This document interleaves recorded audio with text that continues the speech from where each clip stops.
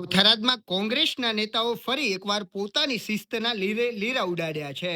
સાંસદ ગેનીબેન ઠાકોરના સમર્થનમાં રેલી કાઢવાના બહાને નીકળેલા કોંગ્રેસી નેતાઓએ પોલીસ સાથે જે વર્તન કર્યું છે તેણે સમગ્ર જિલ્લામાં ચકચાર મચાવી છે.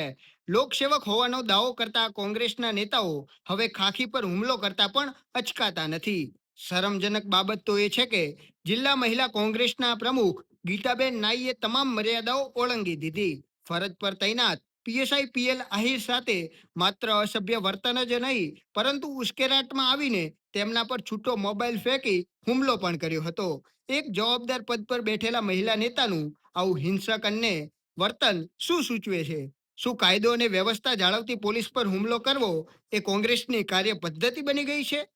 પોલીસની ફરિયાદ મુજબ આ નેતાઓએ મંજૂરી વગર રેલી કાઢીને કાયદાનું સરેઆમ ઉલ્લંઘન કર્યું છે.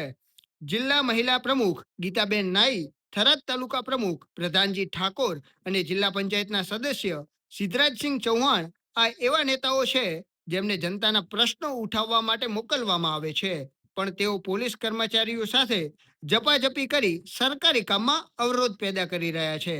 પોલીસે ગુનો નોંધીને તપાસ તો શરૂ કરી છે, પણ સવાલ એ ઉઠે છે કે શું કોંગ્રેસ આવા હુમલાખોર નેતાઓ પર કોઈ કાર્યવાહી કરશે કે પછી સત્તા મેળવવાની લાહેમાં કાયદો તોડનારાઓને પ્રોત્સાહન મળતું રહેશે?